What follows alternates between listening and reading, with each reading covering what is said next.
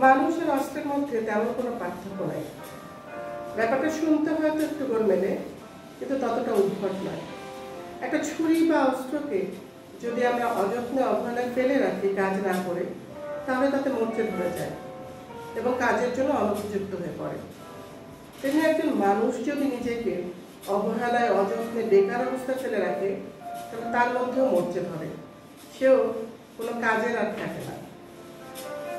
আমাদের চারপাশে আমরা অনেক প্রতিভাকে ঝরে যেতে দেখি, এবং তার উদাহরণ আমরা যদি আমাদের চারপাশেই তাকাই তাহলে দেখতে পাই যে হয়তো একজন খুব ভালো গান করতেন, খুব ভালো নাচ করতেন, কিন্তু এখন তিনি নিজেকে দেখে নিজেই বিশ্বাস করতে পারবেন না যে তিনি একদিন সত্যিই খুব ভালো গান করতেন, খুব ভালো নাচ করতেন।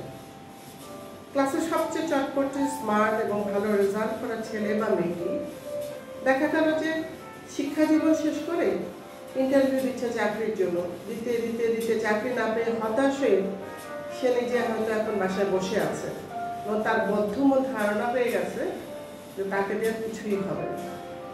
অথচ সেটা তো এটা ভাবেইনি যে তার জীবনটা শুধুমাত্র ইন্টারভিউ দিয়ে চাকরি খোঁজার জন্য নয়। আমাদের ইউনিভার্সিটি লাইফে আমাদের অনেক ক্লাসমেট আছে যার সাথে হয়তো আমাদের কথাই বলা হয়নি, তাদেরকে কখনো আমরা নোটিসই করিনি। সেই গোবেচারা নিরীহ ক্লাসমেট বন্ধুটি এখন ডাকসাইতে পুলিশ অফিসার অথবা প্রশাসক। অথচ যে বন্ধুগুলো সব কাজে এগিয়ে যেত, সবচেয়ে স্মার্ট ছিল, চটপটে ছিল, তাদেরকে আমরা এখন অনেককে হারিয়ে ফেলেছি। আমারই রুমমেট যিনি জাতীয় দলের খেলোয়াড় ছিলেন, তিনি এখন পুরোদস্ত সংসারী। আমি সংসার করাটাকে ছোট করে দিচ্ছি না, আমি এটা আগেও বলেছি। আমি শুধু বলছি প্রতিটা মানুষের ভিতরে কোনো না কোনো গুণাবলী থাকে, কোয়ালিটি থাকে, এবং সমাজকে দেওয়ার জন্য, বিশ্বকে দেওয়ার জন্য তার ভিতরে কিছু জিনিস থাকে। সেগুলোকে ব্যবহার না করে নিজেকে অযত্নে অবহেলায় ফেলে রেখে মানুষকে বঞ্চিত করাটা একটা ক্রাইম, অন্যায়। এটা আমরা হতে দিতে পারি না। একটা ছুরিকে ধার দিলে সে চকচকে ধারালো হবে, মানুষকেও ধার দিলে সে চকচকে ধারালো হবে এবং শানিত হবে, শুধু ধার দেওয়ার প্রক্রিয়াটা ডিফারেন্ট।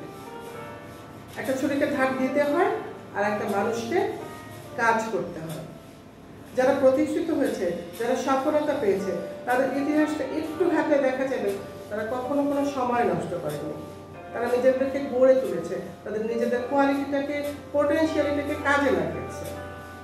কাজ করতে হবে, কাজ করা ছাড়া আসলে কোনো উপায় নেই। নিজেকে বসিয়ে রাখা যাবে না, নিজেকে এটা ভাবা যাবে না যে আমাকে দিয়ে কিছুই হবে না। একটাই মানব জীবন, কর্মময় জীবন হোক সবার। এই যে পুরনো ধার মরচে পড়া, জং ধরা একটা অস্ত্রের মতো নয়, ঝকঝকে চকচকে ধারালো কর্মময় জীবন হোক সবার। শুভকামনা সবার জন্য।